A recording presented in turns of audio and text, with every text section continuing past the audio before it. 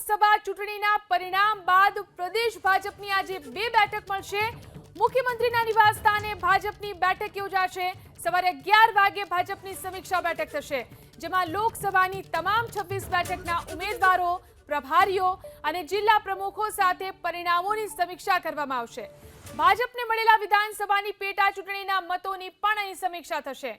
ઓછા કે વધુ મળેલા મત અંગેના કારણોની પણ ચર્ચા કરવામાં આવશે। તો સાંજે 6 વાગે ભાજપની પાર્લામેન્ટરી બોર્ડની બેઠક મળશે। આ બેઠક પણ મુખ્યમંત્રીના નિવાસસ્થાને યોજાશે। આ બેઠકમાં ગાંધીનગર મહાપાલિકાના નવા પદાધિકારીઓ અંગે ભાજપ ચર્ચા કરશે। આ સાથે જ અન્ય મહત્વના રાજકીય અને સામાજિક મુદ્દા ઉપર ભાજપના અગ્રણી અને નેતાઓ ચર્ચા કરશે। તો આજે ભાજપની બે મહત્વની બેઠક, પહેલી બેઠક યોજાશે 11 વાગે મુખ્યમંત્રીના નિવાસસ્થાને। 11 વાગે આ બેઠક યોજાવા જઈ રહી છે, જેમાં લોકસભા ચૂંટણીના પરિણામોની સમીક્ષા કરવામાં આવશે। વિધાનસભા બેઠક પ્રમાણે જે મતો મળેલા છે તેની આ બેઠકમાં ચર્ચા થશે। વધુ જાણકારી મેળવીએ અમારા સંવાદદાતા વિપુલ બાલદા આપણી સાથે લાઈવ જોડાયા છે।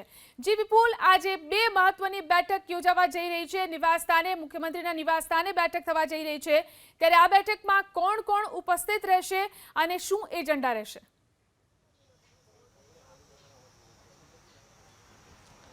જી, મુખ્યમંત્રી નિવાસ સ્થાને ભાજપની આજે બે બેઠકો યોજાવાની છે। પ્રથમ બેઠક જે છે તે 11 વાગે લોકસભા ચૂંટણી બાદ સમીક્ષા બેઠક યોજાવાની છે। આ સમીક્ષા બેઠકમાં પ્રદેશ અધ્યક્ષ CR પાટીલ સહિત મુખ્યમંત્રી ભૂપેન્દ્ર પટેલ સાથે જ મહામંત્રીઓ ભાજપના જે બે છે, રજની પટેલ, ત્યારબાદ નરેશ ચાવડા, વિનોદ ચાવડા, ભૂપેન્દ્રસિંહ ચુડાસમા, તમામ સાંસદો અને જે ધારાસભ્યોને જવાબદારી સોંપવામાં આવી હતી તે જવાબદારી ધરાવતા ધારાસભ્યો સહિત પ્રભારી જે મંત્રીઓ હતા અને જે લોકસભા બેઠકના જે પ્રભારીઓ હતા તેમને પણ આ બેઠકમાં બોલાવવામાં આવ્યા છે। સવારથી જ અહીંયા આગળ મંત્રીઓ સહિતના જે સભ્યો છે તેઓ મુખ્યમંત્રી નિવાસ સ્થાને પહોંચ્યા છે। પ્રદેશ અધ્યક્ષ CR પાટીલ પણ મુખ્યમંત્રી નિવાસ સ્થાને પહોંચી ચૂક્યા છે। તો સાથે જ હર્ષ સંઘવી, કિરીટસિંહ રાણા, મંત્રીશ્રીઓ સહિતના જે પદાધિકારીઓ છે ભાજપના, તેઓ પણ આ બેઠકમાં પહોંચ્યા છે। જે પ્રકારે વાતો થઈ રહી છે કે જે 26 બેઠકો ભાજપે જીતવાનો લક્ષ્ય રાખ્યો હતો, પરંતુ બનાસકાંઠાની જે બેઠક છે તેમાં ભાજપને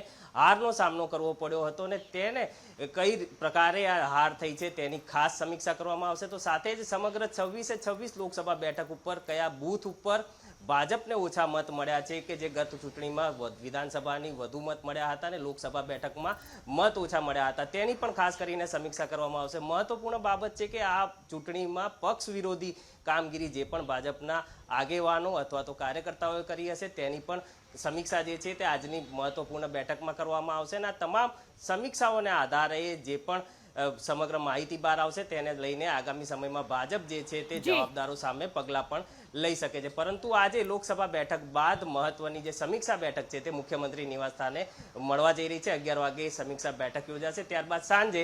જી, આભાર વિપુલ તમામ જાણકારી આપવા માટે।